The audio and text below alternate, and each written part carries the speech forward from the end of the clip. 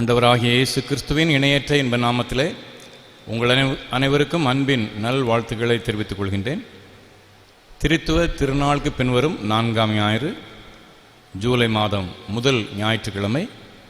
இந்த நாளிலும் இந்த ஆராதனையிலே இணைந்து பங்கு பெறுகின்ற உங்கள் யாவரையும் கர்த்தருடைய நாமத்திலே அன்போடு வாழ்த்துகின்றேன், ஆசீர்வதிக்கின்றேன். இந்த ஆராதனைக்கு ஆரம்பமாக நாம் யாவரும் தலை தாழ்த்தி பிரார்த்தனை செய்வோம். ஜெபம். அன்பின் ஆண்டவரே, நன்றி நிறைந்த உள்ளத்தோடு உம்மை ஸ்தோத்திரிக்கிறோம், உம்மை மகிமைப்படுத்துகின்றோம். இந்த 2020ஆம் ஆண்டு ஜூலை மாதம் முதல் ஞாயிற்றுக்கிழமையிலே உங்கள் திரு சமூகத்தை நான் நோக்கி பார்க்கின்றோம். உங்கள் அருள் பிரசன்னம் எங்களை சூழ்ந்து கொள்வதாக. நம்ம தேவனை கர்த்தாவை பல்வேறு இடங்களிலே இருந்து உள்ளத்தால் இணைந்து உம்மை ஆராதிக்கின்றோம். கர்த்தருடைய நாமம் மகிமைப்படட்டும். ஆராதனை துவக்கம் முதல் முடிவு வரை நீரை பொறுப்படுத்திக் கொள்ளும். பங்கு பெறுகின்ற எல்லாரையும் ஆசீர்வதியும். இயேசு கிறிஸ்து மூலம் மனத்தாழ்மோடு வேண்டிக் கொள்கின்றோம் நல்ல பிதாவே, ஆமென். ஆண்டவருடைய நாமத்திற்கு மகிமை உண்டாக. கீதங்கள் 5வது பாடல் பாமாலை 9, கிறிஸ்து சபை பாமாலை 9, 200 ஆண்டு கீதங்கள் 5வது பாடல் பூலோகத்தாரை யாவரும் கர்த்தாவில் களி கூறுங்கள் என்ற பாடல்.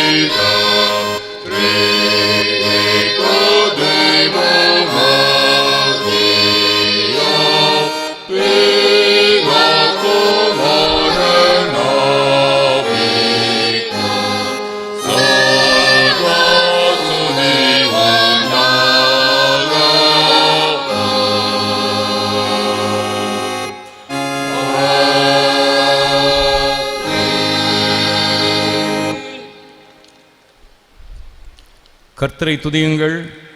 நம்முடைய தேவனை கீர்த்தனம் பண்ணுகிறது நல்லது, துதித்தலே இன்பமும் ஏற்றதுமாயிருக்கிறது.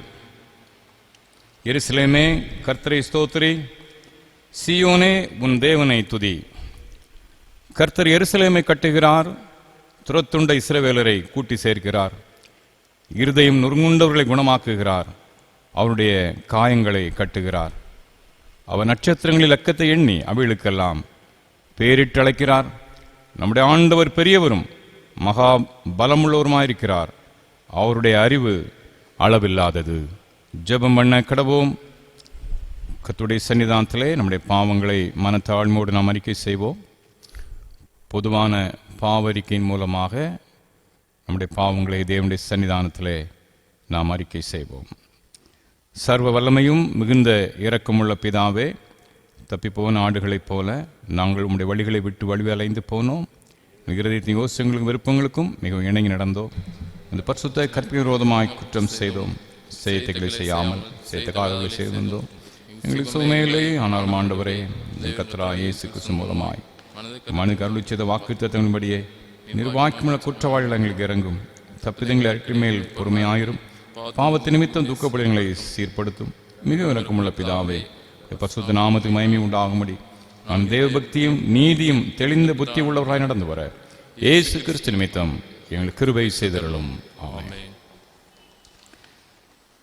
நம்முடைய கர்த்தராகிய இயேசு கிறிஸ்துவின் பிதாவாயிருக்கிற சர்வவல்லமையுள்ள கடவுள் பாவியின் மரணத்தை விரும்பாமல் அவன் தன் பாவத்தை விட்டு திரும்பி பிழைப்பதை விரும்பி பாவத்தின் நிமித்தம் துக்கப்படுகின்ற தம்முடைய ஜனத்திற்கு பாவ விமோசனத்தை மன்னிப்பையும் கூறி அறிவிக்க தம்முடைய பணிவிடைக்காரருக்கு அதிகாரத்தையும் கட்டளையும் அருளிச்சிருக்கிறார்.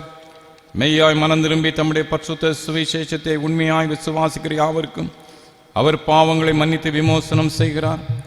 ஆகையால் கடைசியிலே அவருடைய நித்திய ஆனந்தத்தை சேரத்தக்கதாய் இத்திருநத்தை நாம் செய்கிறவருக்கு பிரியமாயிருக்கவும் இனி உயிரோடு இருக்கும் நாளெல்லாம் மாசு இல்லாமல் பரிசுத்தமுள்ளவராய் நடக்கவும் அவர் நமக்கு மெய்யான மனம் திரும்புதலையும் தம்முடைய பரிசுத்த ஆவியையும் அருளிச் செய்வாராக.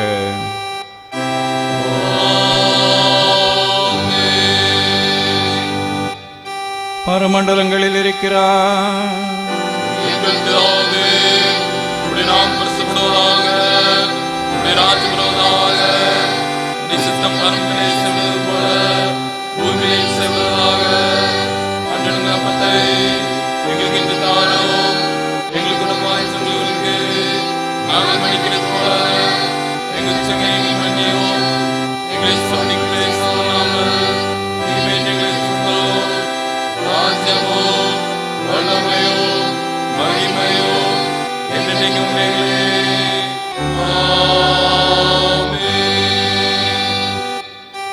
ஆண்டவரே, எங்கள் உதடுகளை திறந்தருளோ.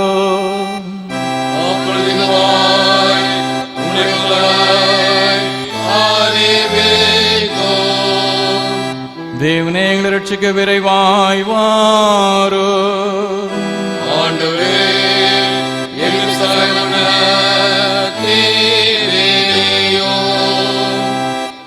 பிதாவுக்கும் குமாரனுக்கும் பரிசுத்த ஆவிக்கும் மகிமை உண்டாவதாக.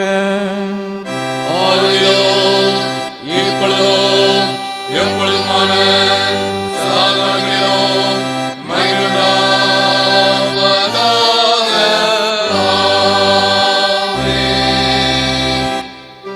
கர்த்தரை துதியோங்கள்.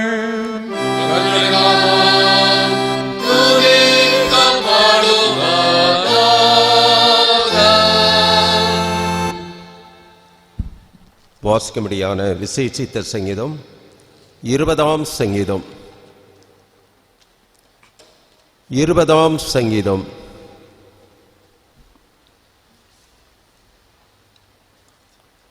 ஆபத்து நாளிலே கர்த்தர் உமது ஜெபத்தை கேட்பாராக. யாக்கோபின் தேவனுடைய நாமம் உமக்கு உயர்ந்த அடைக்கலமாவதாக. அவர் பரிசுத்த ஸ்தலத்திலிருந்து உமக்கு ஒத்தாசை அனுப்பி சியோனிலிருந்து உம்மை ஆசீர்வதிப்பாராக. நீர் செலுத்தும் காணிக்கைகளெல்லாம் அவர் நினைத்து உமது சர்வாங்க தனபலியை பிரியமாக ஏற்றுக்கொள்வாராக. அவர் உமது மன விருப்பத்தின்படி உமது தந்தர்களை உமது ஆலோசனைகளை எல்லாம் நிறைவேற்றுவாராக. நாங்கள் உமது ரட்சிப்பினால் மகிழ்ந்து எங்கள் தேவனுடைய நாமத்திலே கொடியேற்றுவோம். உமது வேண்டுதல்களை எல்லாம் கர்த்தர் நிறைவேற்றுவாராக. கர்த்தர் தாம் அபிஷேகம் பண்ணினவரை ரட்சிக்கிறார் என்பதை இப்பொழுது அறிந்திருக்கிறேன். தமது வலதுகரம் செய்யும் ரட்சிப்பின் வல்லமைகளை காண்பித்து தமது பரிசுத்த வானத்திலிருந்து அவருடைய ஜெபத்தை கேட்பார். சிலர் ரதங்களை குறித்தும் சிலர் குதிரைகளை குறித்து மேன்மை பாராட்டுகிறார்கள். நாங்களோ எங்கள் தேவனாய கர்த்தருடைய நாமத்தை குறித்தே மேன்மை பாராட்டுவோம். அவர்கள் முறிந்து விழுந்தார்கள், நாங்களோ எழுந்து நிமிர்ந்து நிற்கிறோம். கர்த்தாவே ரட்சியும். நாங்கள் கூப்பிடுகிற நாளில் ராஜா எங்களுக்கு செவி கொடுப்பாராக.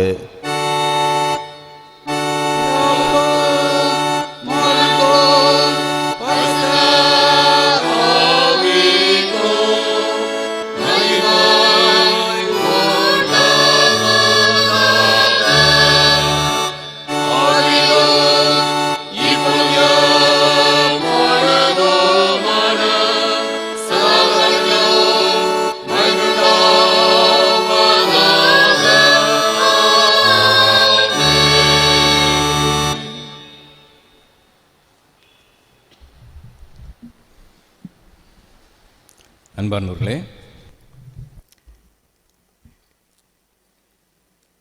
இந்த புதிய மாதத்தின் முதல் ஞாயிற்றுக்கிழமையிலே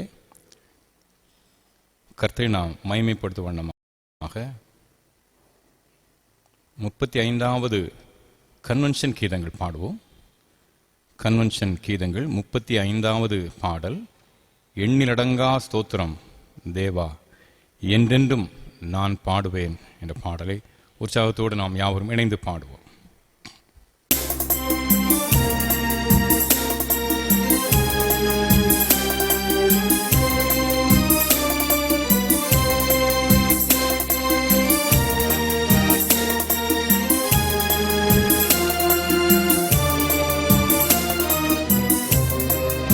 எண்ணில் அடங்கா ஸ்தோத்திரம் தேவா என்றென்று நான் பாடுவேன். எண்ணில் அடங்கா ஸ்தோத்திரம் தேவா என்றென்று நான் பாடுவேன். இந்நாள் வரை என் வாழ்விலே, இந்நாள் வரை என் வாழ்விலே நீ செய்த நன்மைக்கே ஆகா எண்ணில் அடங்கா ஸ்தோத்திரம் தேவா என்றென்று நான் பாடுவேன். பூமியில் வாழ்கின்ற யாவும் அதின் மேலுள்ள ஆகாயமோ, பூமியில் வாழ்கின்ற யாவும் அதின் மேலுள்ள ஆகாயமோ, வான்தூதர் சேனைகள் யாவோ தேவாவுமை போற்றுதே. ஆகா எண்ணில் அடங்கா ஸ்தோத்திரம் தேவா என்றென்று நான் பாடுவேன். சூரிய சந்தேரரோடே சகல நட்சத்திர கூட்டமோ, சூரிய சந்தேரரோடே சகல நட்சத்திர கூட்டமும், ஆகாய பறவைகள் யாவோ தேவா உமை போற்றுமே. ஆகா எண்ணில் அடங்கா ஸ்தோத்திரம் தேவா என்றென்று நான் பாடுவேன். காட்டேனில் வாழ்கின்ற யாவும் கடும் காற்றோ பனி தோரலோ, காட்டேனில் வாழ்கின்ற யாவும் கடும் காற்றோ பனி தோரலோ, நாட்டேனில் வாழ்கின்ற யாவோ நாதாவுமை போற்றுமே. ஆகா எண்ணில் அடங்கா ஸ்தோத்திரம் தேவா என்றென்று நான் பாடுவேன். பாவமனு கோலம் யாவும் தேவா உன் அன்பினை உணர்ந்தே, பாவமனு கோலம் யாவும் தேவாவும் அன்பினை உணர்ந்தே, சிலுவாயின் தியாகத்தை கண்டு ஓயா துதி பாடுதே. ஆகா எண்ணில் அடங்கா ஸ்தோத்திரம் தேவா என்றென்று நான் பாடுவேன். எண்ணில் அடங்கா ஸ்தோத்திரம் தேவா என்றென்று நான் பாடுவேன். இந்நாள் வரை என் வாழ்விலே, இந்நாள் வரை என் வாழ்விலே நீர் செய்த நன்மைக்கே ஆகா எண்ணில் அடங்கா ஸ்தோத்திரம் தேவா என்றென்று நான் பாடுவேன். என்றென்று நான் பாடுவேன். என்றென்று நான் பாடுவேன்.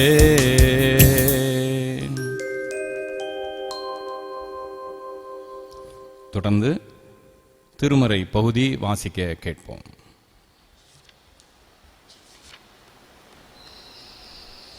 வாசிக்கும்படியாக குறிக்கப்பட்ட திருமறை பகுதி பரிசுத்த யோவான் எழுதின சுவிசேஷம் 13ஆம் அதிகாரம் 31ஆம் வசனம் முதல் 38ஆம் வசனம் வரை. யோவான் 13ஆம் அதிகாரம் 31ஆம் வசனம் முதல். அவன் புறப்பட்டு போன பின்பு இயேசு, இப்பொழுது மனுஷகுமாரன் மகிமைப்படுகிறார், தேவனும் அவரில் மகிமைப்படுகிறார். தேவன் அவரில் மகிமைப்பட்டிருந்ததால் தேவன் அவரை தம்மில் மகிமைப்படுத்துவார், சீக்கிரமாய் அவரை மகிமைப்படுத்துவார். பிள்ளைகளே, இன்னும் கொஞ்ச காலம் நான் உங்களுடனே கூட இருப்பேன். நீங்கள் என்னை தேடுவீர்கள், ஆனாலும் நான் போகிற இடத்திற்கு நீங்கள் வரக்கூடாதென்று நான் யூதரோடே சொன்னது போல இப்பொழுது உங்களோடும் சொல்லுகிறேன். நீங்கள் ஒருவரில் ஒருவர் அன்பாயிருங்கள். நான் உங்களில் அன்பாயிருந்தது போல நீங்களும் ஒருவரில் ஒருவர் அன்பாயிருங்கள் என்கிற புதிதான கட்டளையே உங்களுக்கு கொடுக்கிறேன். நீங்கள் ஒருவரில் ஒருவர் அன்புள்ளவர்களாயிருந்தால் அதனால் நீங்கள் என்னுடைய சீசர்கள் என்று எல்லோரும் அறிந்து கொள்வார்கள் என்றார். சீமோன் பேதுரு அவரை நோக்கி, ஆண்டவரே, நீர் எங்கே போகிறீர் என்றான். இயேசு அவனுக்கு பிரதியுத்தரமாக, நான் போகிற இடத்திற்கு இப்பொழுது நீ என் பின்னே வரக்கூடாது, பிற்பாடு என் பின்னே வருவாய் என்றார். பேதுரு அவரை நோக்கி, ஆண்டவரே, நான் இப்பொழுது உமக்கு பின்னே ஏன் வரக்கூடாது? உமக்காக என் ஜீவனையும் கொடுப்பேன் என்றான். இயேசு அவனுக்கு பிரதியுத்தரமாக, எனக்காக உன் ஜீவனை கொடுப்பாயோ? சேவல் கூவுகிறதற்கு முன்னே நீ என்னை 3 தரம் மறுதலிப்பாய் என்று மெய்யாகவே மெய்யாகவே உனக்கு சொல்கிறேன் என்றார் என்பது வாசிக்கும்படியாக குறிக்கப்பட்ட திருமறை பகுதி வாசித்தாயிற்று. அன்பானவர்களே, மற்றொரு பழைய பாடல் ஒன்று கன்வென்ஷன் கீதங்களிலே 355வது பாடல். கன்வென்ஷன் கீதங்கள் 355. காப்பார் உன்னை காப்பார், காத்தவர் காப்பார், இன்னும் இனிமேல் காத்திடுவார், கலங்காதே மனமே என்ற பாடல்.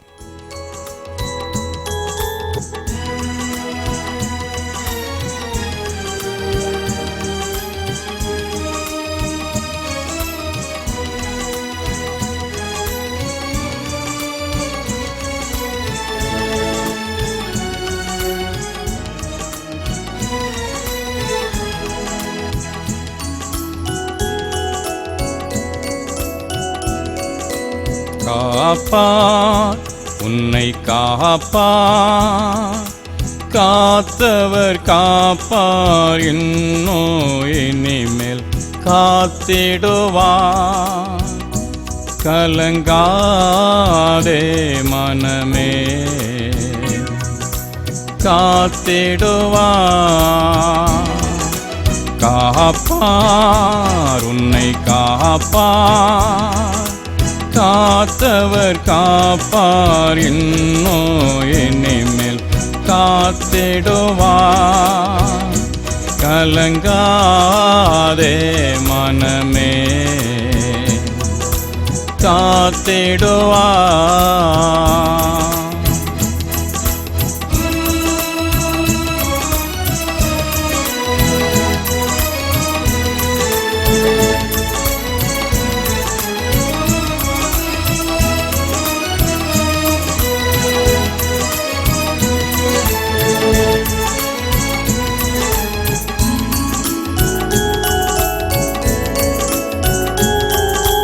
கண்டுன்னை அழைத்தவர் கரமதைப்பார், அவர் கைவிடா திருப்பாரா.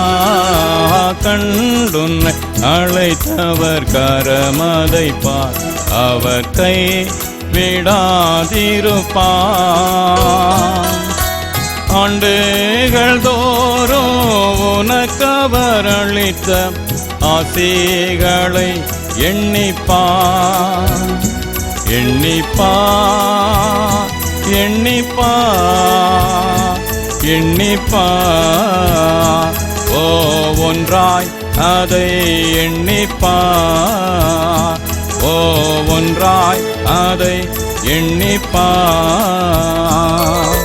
காப்பார் உன்னை காப்பார், காத்தவர் காப்பார் இனிமேல் காத்திடுவார். கலங்காதே மனமே காத்திடுவார். இஸ்ரவேலுக்கு வாக்குப்படி இன்ப கானான் அளிக்கவில்லையோ? இஸ்ரவேலுக்கு வாக்குப்படி இன்ப கானான் அளிக்கவில்லையோ? இப்போதிவர்களை நிர்மூலம் செய்வதென்று பின்னும் இறங்கவில்லையோ? இல்லையோ இல்லையோ இல்லையோ, மனஸ்தாபம் கொள்ளவில்லையோ? மனஸ்தாபம் கொள்ளவில்லையோ? காப்பா உன்னை காப்பா, காத்தவர் காப்பார் இனிமேல் காத்திடுவார். கலங்காதே மனமே காத்திடுவார்.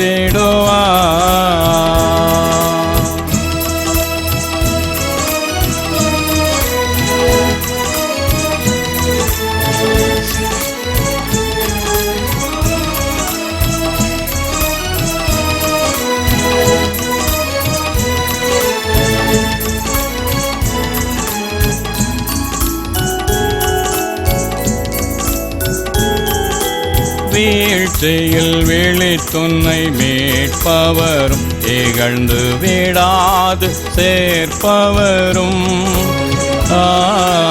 வீழ்ச்சியில் விழித்துன்னை மீட்பவரும் இகழ்ந்து விடாது சேர்ப்பவரும். சிற்சீல வேளையில் சிற்சையினால் உன்னை கிட்டி எழுப்பவரோ? ஜெயமோ கனமோ சுகமோ இரக்கமாய் உனக்களிப்பவரோ? இரக்கமாய் உனக்களிப்பவரோ? காப்பா உன்னை காப்பா, காத்தவர் காப்பார் இனிமேல் காத்திடுவார். கலங்காதே மனமே காத்திடுவார். தாயின் கட்டில் வருமுன் உனக்காய் தாமுயிர் கொடுத்தவரே.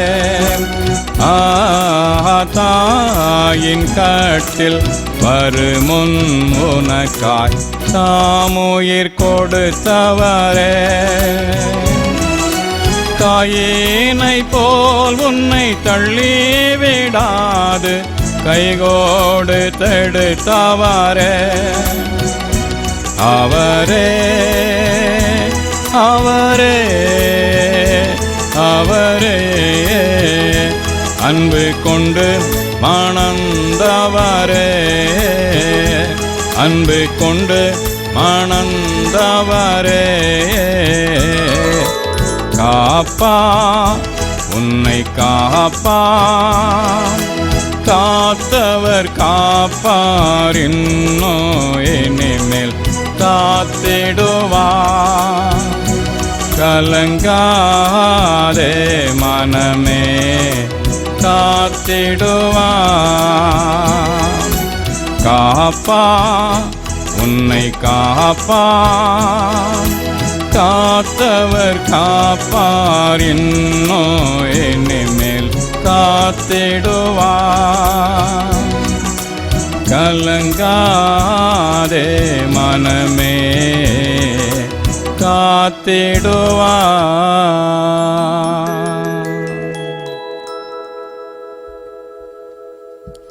அன்பார்ந்தவர்களே, நாம் யாவரும் இணைந்து நம்முடைய விசுவாசத்தை நாம் அறிக்கை செய்வோமாக. வானத்தையும் பூமியையும் படைத்த சர்வவல்லவனாகிய தேவனை விசுவாசிக்கிறேன். அவருடைய குமாரனாகிய நம்முடைய நாதன் இயேசு கிறிஸ்துவை விசுவாசிக்கிறேன். அவர் பரிசுத்தாவினாலே கன்னிமரியாளுக்கு உற்பத்தி பிறந்தார். பொந்திபிலாத்தின் காலத்தில் பாடுபட்டு சிலுவையில் அறையப்பட்டு மரித்து அடக்கப்பட்டு பாதாளத்தில் இறங்கினார். மூன்றாம் நாள் மரித்தோரிலிருந்து எழுந்தருளினார். பரமநம்பியனை சர்வவல்லவனாகிய தேவனுடைய பரலோகத்தில் வீற்றிருக்கிறார். அவ்விடத்திலிருந்து உயிருள்ளவரையும் மரித்தோரையும் நியாயம் தருவார். பரிசுத்தரை விசுவாசிக்கிறேன். பொதுவாயிருக்கிற புஸ்தகத்தையும் பரிசுத்தவான்களை ஐக்கியமும் பாவமன்னிப்பும் சரீர விடுதலும் நித்தியமும் என்று விசுவாசிக்கிறேன்.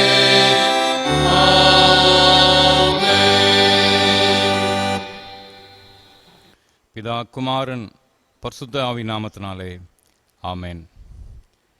கிறிஸ்துவுக்குள் மிகவும் பிரியமான சகோதர சகோதரிகளே, உங்கள் யாவரையும் ஆண்டவர் இயேசு கிறிஸ்துவின் இணையற்ற இன்ப நாமத்திலே அன்போடு நான் வாழ்த்துகின்றேன். ஜூலை மாதம் இந்த முதலாவது ஞாயிற்றுக்கிழமையிலே கர்த்தருடைய தெய்வீக இரக்கம் கிருபை தயவு உங்களை சூழ்ந்து வழி நடத்தத்தக்கதாக ஆண்டவர் உங்களுக்கு அருள் புரிவாராக. செய்திக்கு முன்பதாக ஒரே ஒரு அறிவிப்பை கூற விளைகின்றேன். ஜூலை மாதம் 1ஆம் தேதி டோனாவூர் கிறிஸ்து ஆலயத்தில் இருந்து ஒளிபரப்பு செய்யப்பட்ட வாக்குத்தத்த ஆராதனை மற்றும் இந்த ஆராதனை, இந்த 2 ஆராதனைகளும் ரெக்கார்டிங் செய்யப்பட்டு ஒளிபரப்பப்பட டோனாவூர் திருச்சபை சேர்ந்த ஓய்வு பெற்ற ஆசிரியர் திரு பி ஜெயராஜ் அவருடைய குடும்பத்தார் உதவி செய்திருக்கிறார்கள். திரு பி ஜெயராஜ் சாருடைய குடும்பத்தாருக்காக ஆண்டவரை ஸ்தோத்திரிக்கிறேன். அவர்களுக்கு நான் நன்றி கூறுகின்றேன். வருகின்ற நாட்களிலே இவ்வாறு ஒளிபரப்பாகின்ற இந்த ஆராதனைகள் ஸ்பான்சர் செய்ய விருப்பமுள்ளவர்கள் என்னை தொடர்பு கொள்ளும்படியாக அன்போடு நான் கேட்டுக்கொள்கிறேன். இதுகாரம் நம்முடைய சேகர நிதியிலே இருந்து தான் நாம் செலவு செய்தோம். கடந்த 2 நிகழ்ச்சிகள் மாத்திரம் நம்ம ஸ்பான்சர் செய்யப்பட்டுள்ளது. இன்னும் வரும் நாட்களிலே அவ்வாறு சேகர நிதியிலே இருந்து நாம் இதை செலவு செய்யாதபடி ஸ்பான்சர்ஸ் மூலமாக நாம் செலவு செய்யலாம் என்று எண்ணியிருக்கிறேன். நம்முடைய சபையின் பிள்ளைகள் டோனாவூரில் வசிப்பவங்களாக இருக்கட்டும், வெளியிடங்களில் இருக்கிற பிள்ளைகளாக இருக்கட்டும், நீங்கள் என்னை தொடர்பு கொண்டு உதவி செய்ய அன்போடு கேட்டுக்கொள்கிறேன். கடந்த ஞாயிற்றுக்கிழமை தென்னிந்திய திருச்சபை ஒழுங்குப்படி சாட்சி பகர்வதே சீடத்துவம் என்ற தலைப்பு கொடுத்திருந்தாங்க. சான்று பகர்வதே சீடத்துவம் என்ற தலைப்பு.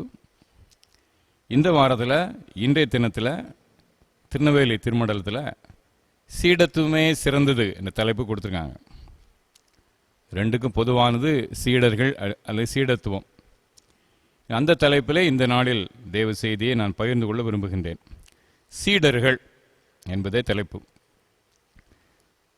பைபிள் படி ஆண்டவர் இயேசு கிறிஸ்துவின் 12 சீடர்கள் இயேசுவோடு இருந்து ஊழியம் செய்தார்கள் என்பதை நாம் மத்தேயு, மார்க்கு, லூக்கா, யோவான் சுவிசேஷத்தில் நாம் வாசிக்கிறோம்.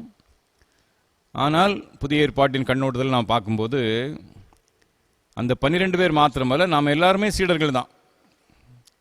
சுவிசேஷத்தில் இயேசுவோடு இணைந்து ஊழியம் செய்த அந்த 12 பேரை பற்றி சொல்லப்பட்டிருக்கு.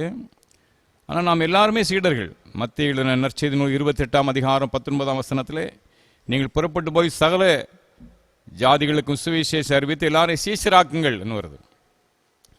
எல்லாரையும் சீசராக்குங்க, அதான் செய்தி.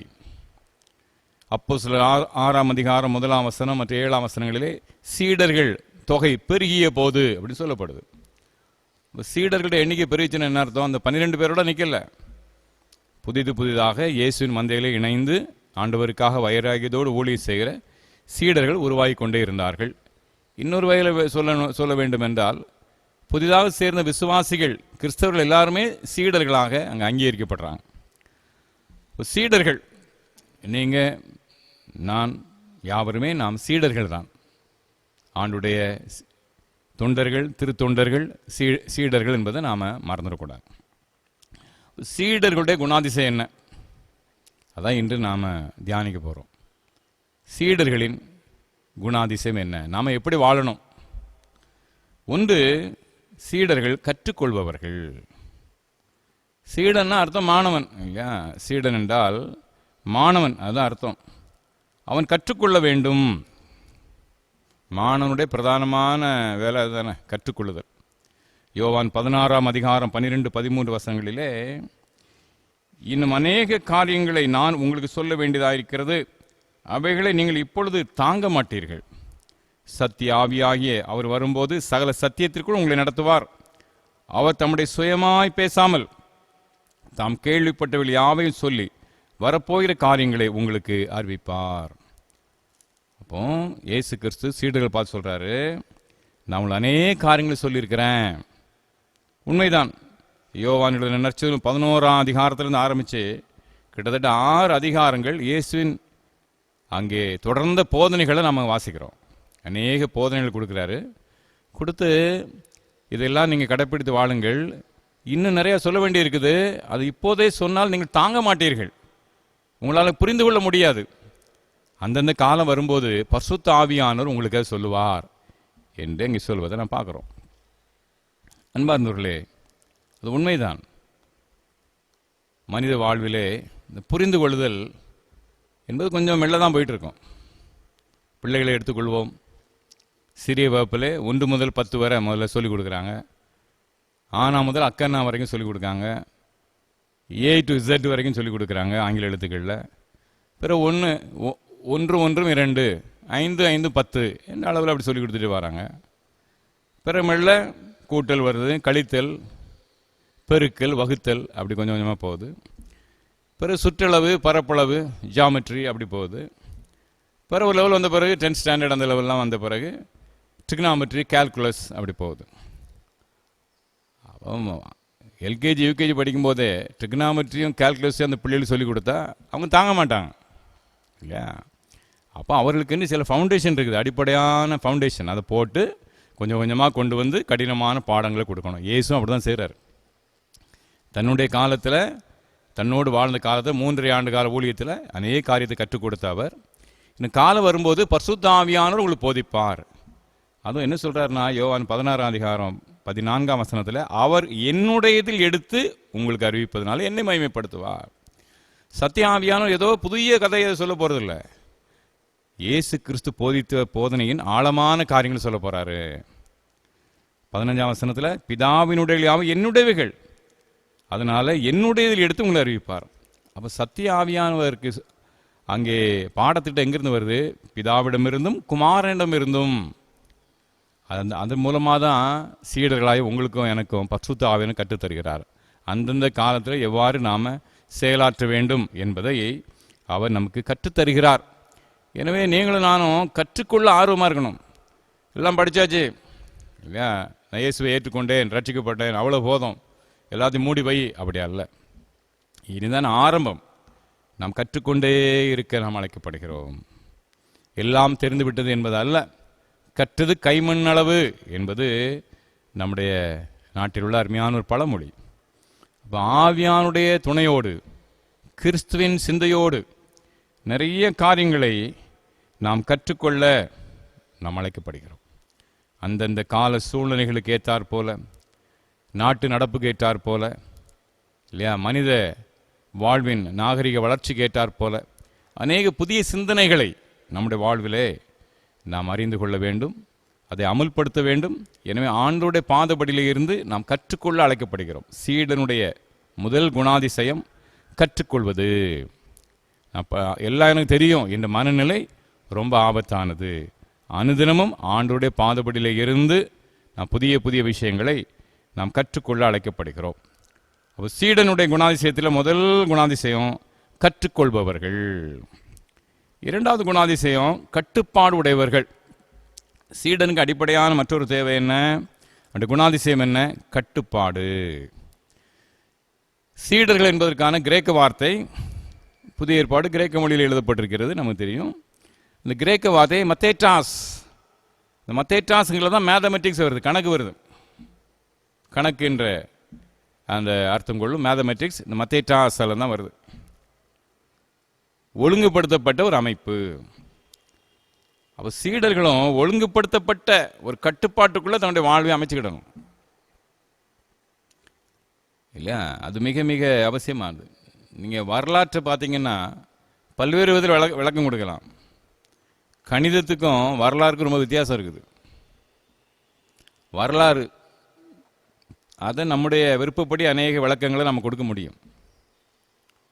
ஒரே பகுதியை எடுத்து 2 செய்தியாளர்கள் செய்தி கொடுக்கும்போதே அந்த கருத்துக்கள் நிறைய வித்தியாசம் இருக்கிறத நீங்கள் பார்க்கலாம். சரித்திரம் அப்படிப்பட்டது தான். உதாரணத்துக்கு 1757 ஆண்டிலே நம்முடைய தேசத்திலே ஒரு கலகம் ஏற்பட்டது. வெள்ளையர்களுக்கு எதிராக இந்தியர்கள் சார்பாக ஒரு கலகம். அந்த கலகத்தை ஆங்கிலேயர்கள் என்ன சொன்னாங்கன்னா சிப்பாய் கலகம். சிப்பாய்கள் செய்த கலகம், இராணுவ வீரர்கள் செய்த கலகம், அப்படிதான் அவங்க அழைச்சாங்க. மியூட்டினி தான் அழைத்தாங்க. ஆனால் பிற்பாடு அதற்கு விளக்கம் கொடுக்கும்போது சரித்திர பேராசிரியர்கள், சுதந்திர போராட்ட வீரர்கள் என்ன சொன்னாங்க, அதுதான் முதல் சுதந்திர போர். பரவலாக நிறைய இடங்களில் அந்த வெள்ளையர்களுக்கு எதிரான போராட்டம் நடந்தபடினால அதுதான் முதல் சுதந்திர போர் என்று சொன்னார்கள். அப்போ ஒரே நிகழ்ச்சி வெள்ளையர்களுடைய பார்வையில் அது சிப்பாய் கலகம், அதே நிகழ்ச்சி சுதந்திர போராட்ட வீரர்கள் பார்வையில் முதல் சுதந்திர போர். இப்போ வரலாறு வித்தியாசமான முறைகளில் விளக்கத்தை கொடுக்கலாம். கணிதம் அப்படிப்பட்டதில்லை இல்லையா? 2 × 2 4 என்றால் என்னைக்கும் 4 தான். 5 25 என்றால் என்று 25 தான் இல்லையா? அது எம்எஸ்சினாலும் சரி தான், அது எந்த லெவலில் போய் படித்தாலும் அந்த ஃபார்முலா மாறாது. சிறிய வகுப்பில் கற்கின்ற அந்த டேபிள்ஸ், அந்த வாய்ப்பாடு மாற போகிறதில்லை, என்னால் அப்படி தான் நிற்கும். அன்பார்ந்தவர்களே, அதுதான் அதே போல் தான் சீடன். மத்தேட்டாஸ் என்றால் சீடன். சீடனும் அந்த மேத்ஸ் மாதிரி, கணித மாதிரி அந்த கட்டுப்பாட்டுக்குள்ளே நின்று அவன் செயலாற்றுபவன்.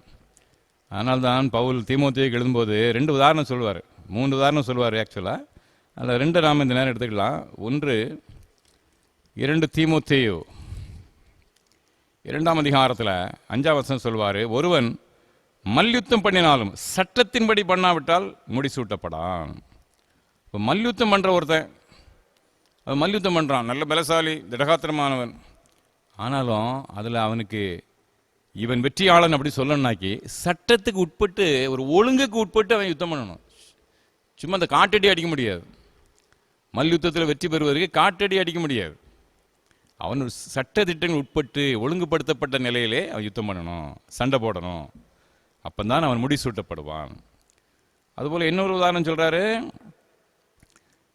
நீ இயேசுக்கு நல்ல போர் சேவகனாக தீங்கு அனுபவி. தண்டில் சேவகம் பண்ணுகிறவனும் தன்னை சேவகம் எழுதி கொண்டவன் ஏற்றவனாக இருக்கும்படி பிழைப்புக்கு அடுத்தவர்களில் சிக்கிக் கொள்ள மாட்டான். போர் சேவகன்கிற உதாரணம் சொல்றாரு பவுலடியார் தீமோத்தேயுக்கு. போர் சேவகர்கள் அப்படித்தான். 6 மாதம் பட்டாளத்தில் இருப்பேன், 6 மாதம் ஊரில் வந்து விவசாயம் பண்ணுவேன், அப்படி இருக்க முடியாது. அவன் அங்கே தான் ஒப்புக்கொண்ட காலம் வரைக்கும் சிப்பாயாகத்தான் அவன் செயல்படணும். அந்த கட்டுப்பாட்டுக்கு உள்ளே அவன் இருக்கணும். சமீபத்தில் ஒரு புத்தகத்தில் வாசித்தேன், 2 பேர் பேசிக்கிட்டு இருக்காங்க, இந்த இராணுவ வீரர்களை பற்றி பேச்சு வருது. அப்போ ஒருத்தர் சொல்கிறாரு, இராணுவ வீரனுடைய குணாதிசயம் 2 ரொம்ப முக்கியமானது நான் நினைக்கிறேன். 1, அவன் நிமிர்ந்து விரைப்பாக நடந்து செல்ல வேண்டும். பார்த்த உடனே இவர் இராணுவ வீரன் அப்படின்னு தெரியணும். விரைப்பாக நிமிர்ந்து நடையதை காட்டணும் 1. இன்னொன்று, அவன் சுடுறதுல ரொம்ப வல்லவனாக இருக்கணும், குறிபார்த்து சுடுகிறதிலே திறமை உள்ளவனாக இருக்கணும் அப்படின்னு அவர் சொல்கிறார்.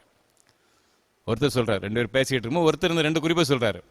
அப்போ அடுத்தவர் சொல்கிறாரு, இன்னொரு முக்கியமான குறிப்பு இருக்க மறந்துடாதுங்க.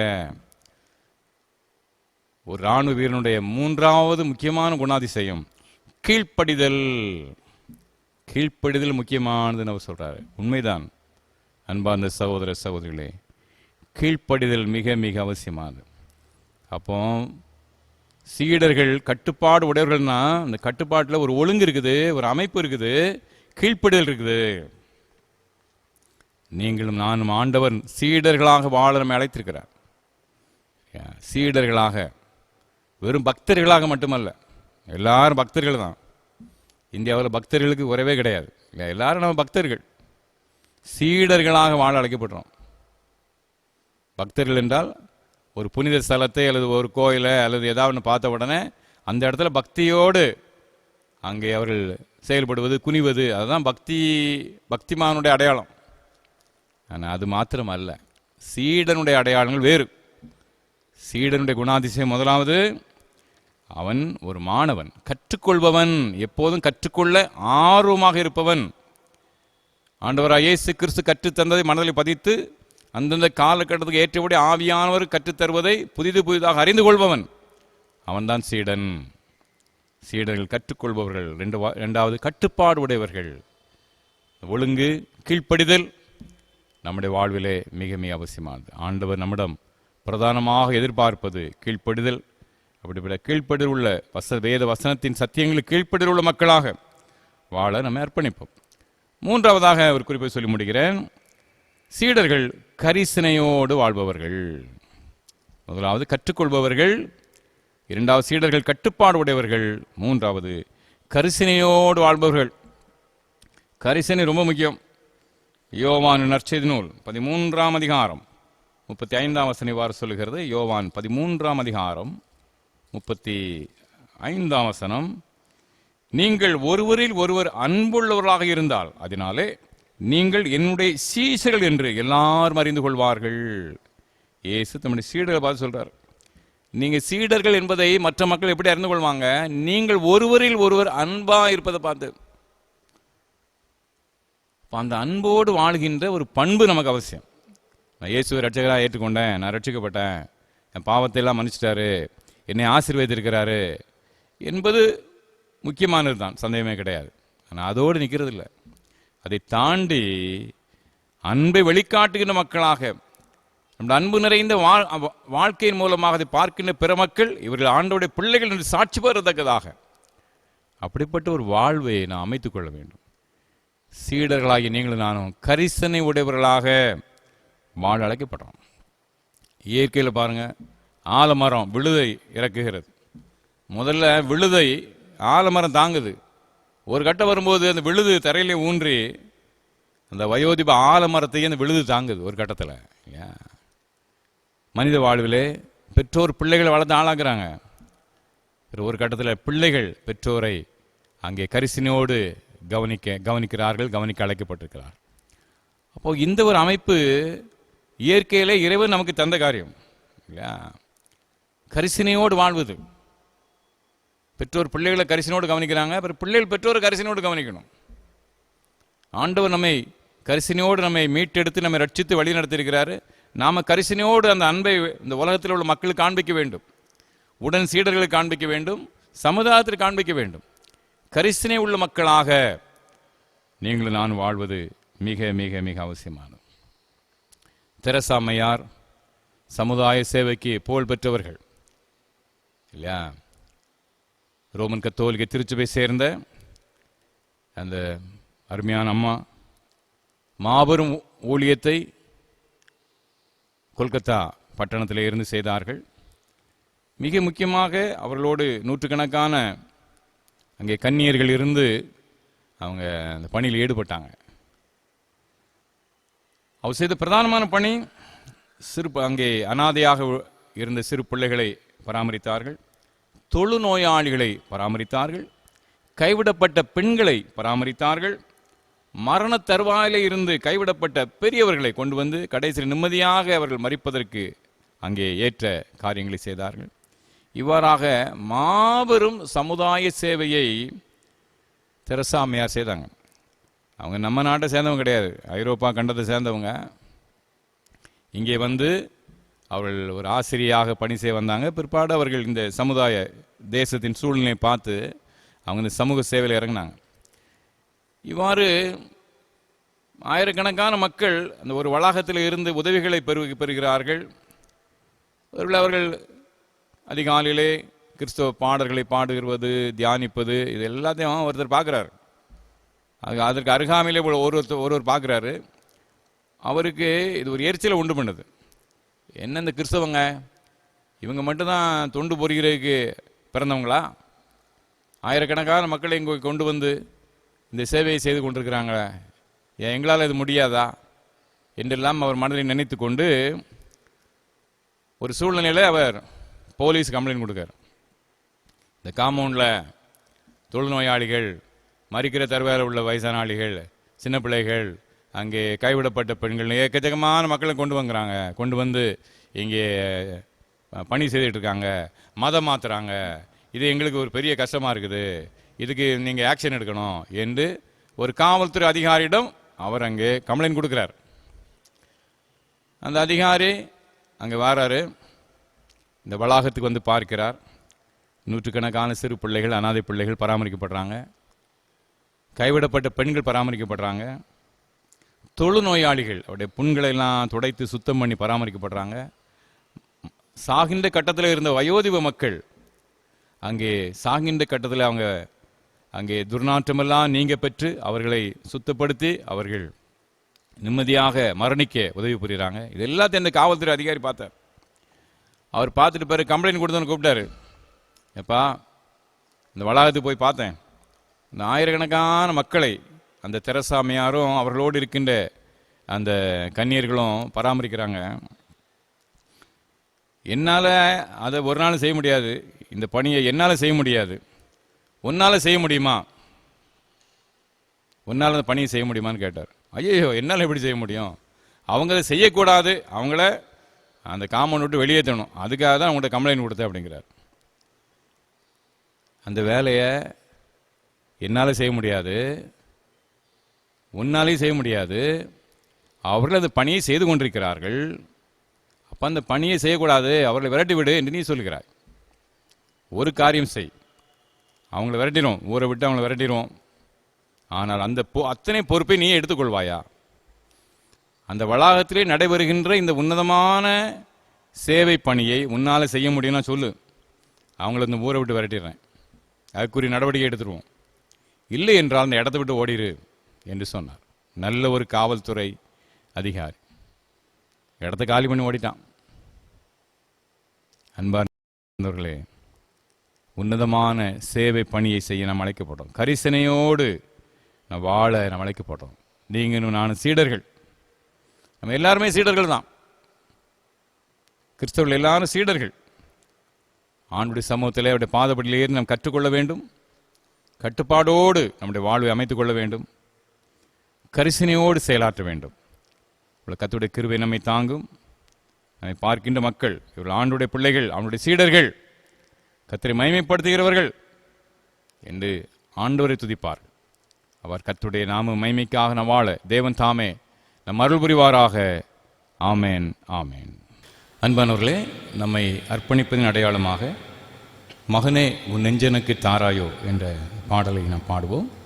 கீதங்கள் 436, கீர்த்தனை 150, கிறிஸ்தவ கீர்த்தனைகள் 150வது பாடல், கீதங்கள் 436.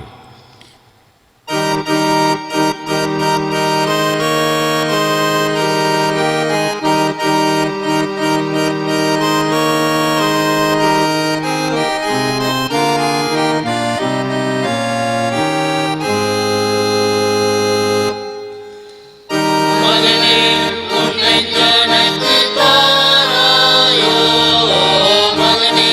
உன்னை ஜனக்கு தாராயோ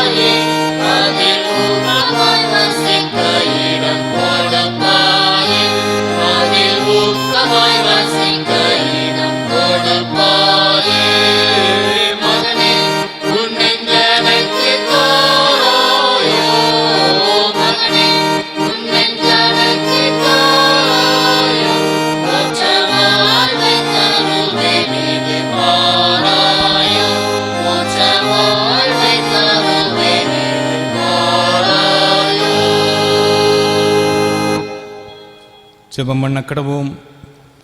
அன்பின் ஆண்டவரே, ஆசீர்வாதமான இந்த பசுத்த ஞாயிற்றுக்கிழமையின் காலை பொழுதிலே உடைய திருமுகத்தை நோக்கி பார்க்க நீ தந்த வாய்ப்பிற்காக நன்றி.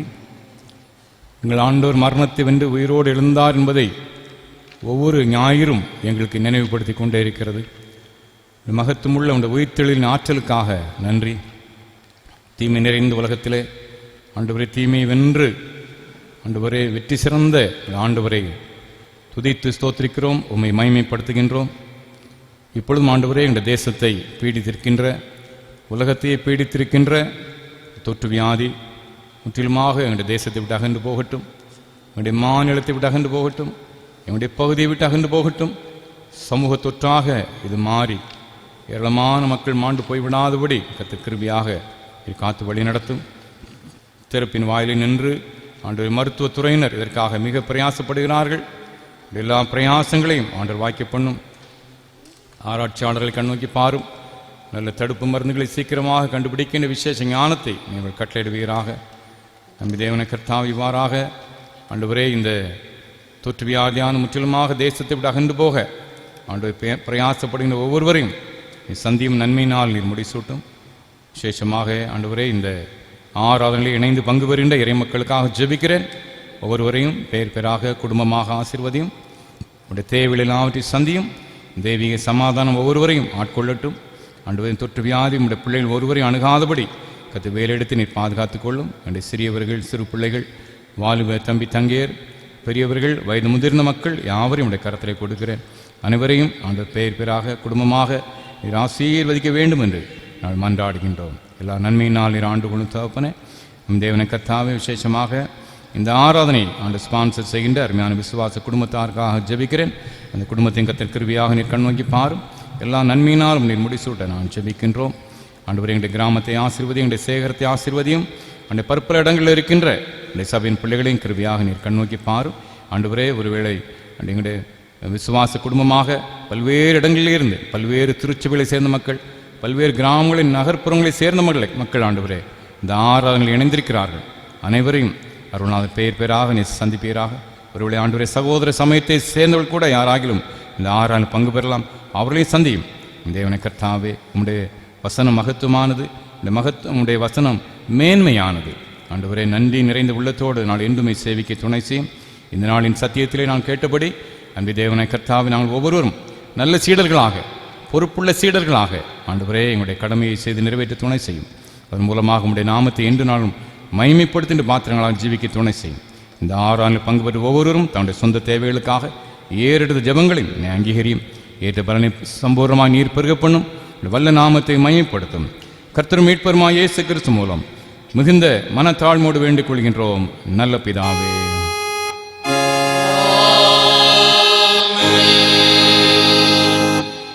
தேவனுடைய இரக்கமுள்ள கிருபைக்கும் பராமரிப்புக்கும் உங்களை ஒப்புக் கொடுக்கிறோம். கர்த்தர் உங்களை ஆசீர்வதிக்காக கடவர். கர்த்தர் தம்முடைய முகத்தை உங்கள் மேல் பிரகாசிக்க பண்ணி உங்கள் மேல் கிருபையாக்கி கடவர். கர்த்தர் தம்முடைய முகத்தை உங்கள் மேல் பிரசன்னமாக்கி இப்பொழுதும் எப்பொழுதும் சமாதானம், சந்தோஷம், நீடிய சுக வாழ்வு கட்டளையிட கடவர்.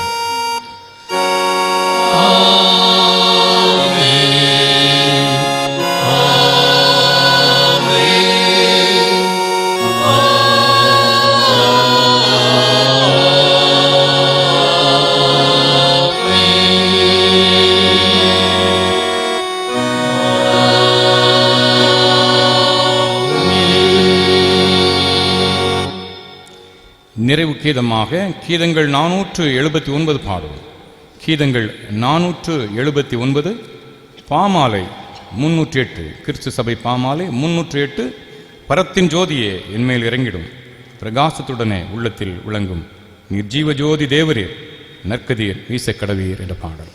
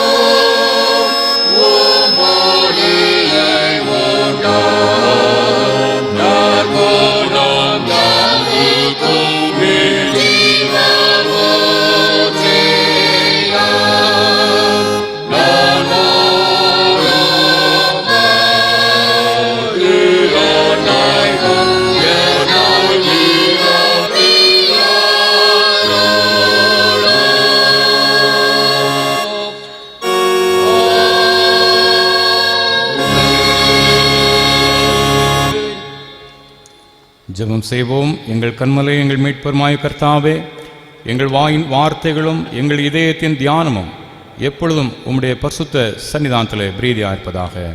ஆமென். கர்த்தர் உங்களோடு இருப்பாராக. அவர்கள் ஆவியோடும் இருப்பாராக. யாவருக்கு நன்றி. கர்த்தர் உங்களை ஆசீர்வதிப்பாராக. God bless you.